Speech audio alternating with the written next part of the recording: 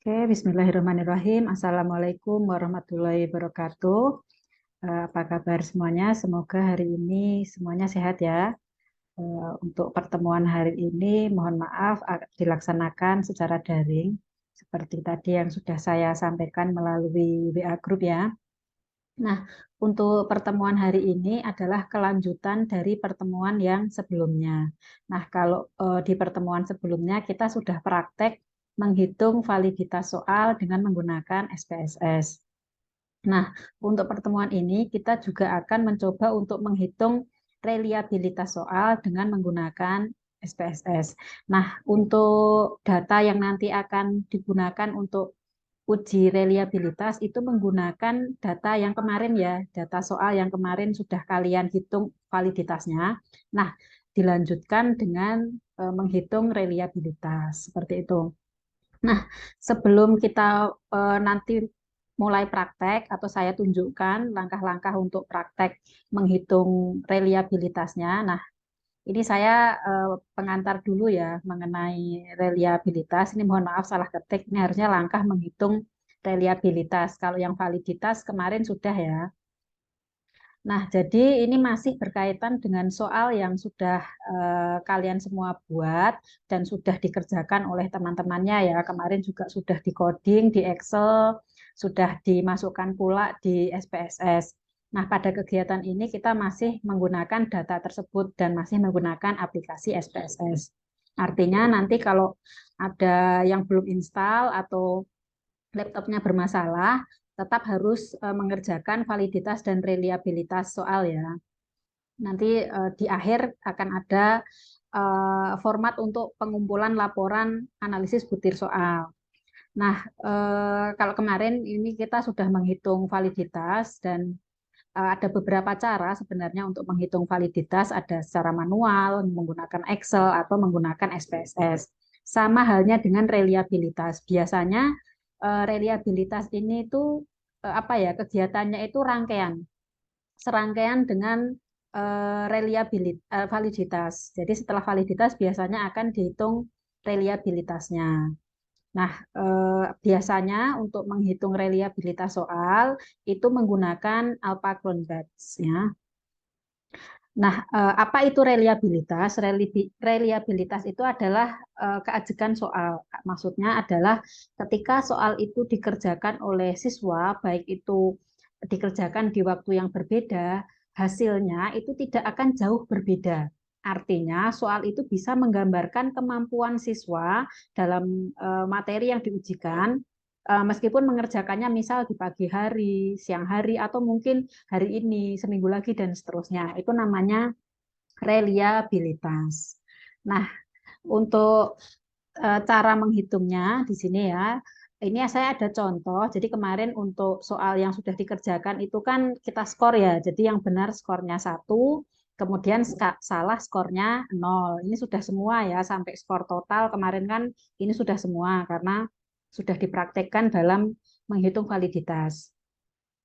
Kemudian yang selanjutnya dalam menghitung reliabilitas itu kita masih sama menggunakan apa itu namanya menggunakan data yang kemarin, menggunakan file yang kemarin baik di Excel maupun di SPSS-nya.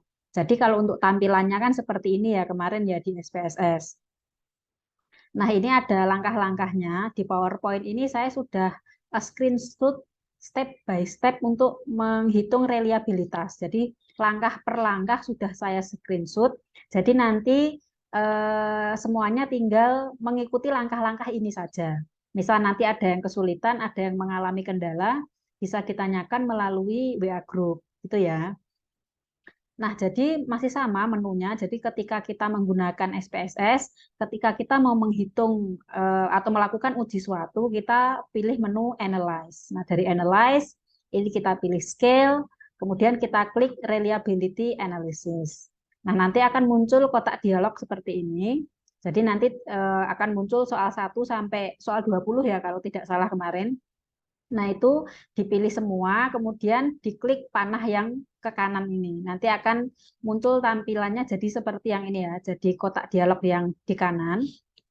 Kemudian klik statistik. Nah, kalau diklik statistik nanti kita centang scale if item delete. Nah, dan ini dicentang. Biasanya kalau belum pernah menggunakan, ini belum tercentang.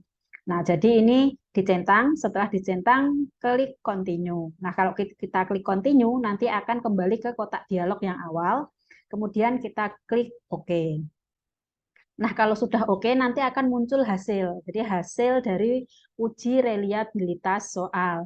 Ada beberapa tabel nantinya dalam apa itu namanya dalam output dari SPSS itu. Nah, yang kita gunakan ini adalah tabel yang reliability statistik. Ya, di sini ada kolom Cronbach's alpha dan end of item. Cronbach's alpha ini adalah nama ujinya. Jadi nama ujinya itu menggunakan uji Cronbach's alpha.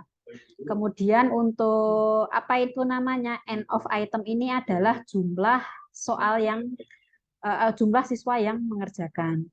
Nah, jadi di sini untuk mengetahui reliabilitas soal itu dilihat dari nilai ini ya. Ini kan titik 441. Titik 441 ini adalah 0,441. Nah, ketentuannya untuk mengetahui apakah soal tersebut valid atau tidak adalah jika nilai alfa itu lebih besar dari R tabel, maka reliable. Dan jika nilai alfa lebih kecil dari L tabel, maka tidak reliable. Untuk mengukur R tabelnya kemarin sudah bisa ya semua ya, cara menghitung R tabel.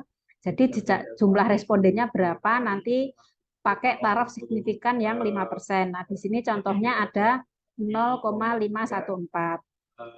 Nah, nilai alfa yang diperoleh ini, misal di sini ya, ini adalah 0,441.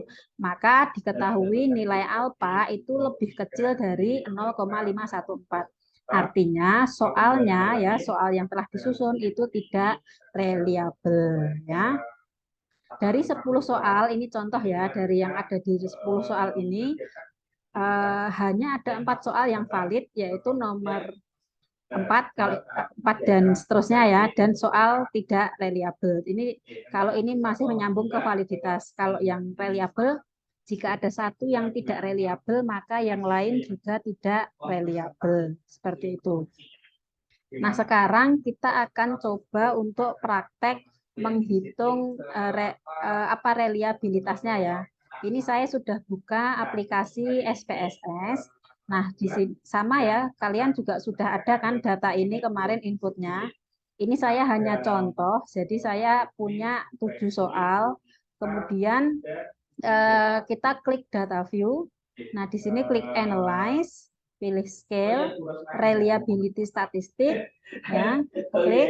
Kemudian biasanya kalau di awal tampilannya seperti ini ya. Nah, seperti ini. Kita bisa di sini kita klik ya, seperti ini, skor totalnya dihilangkan.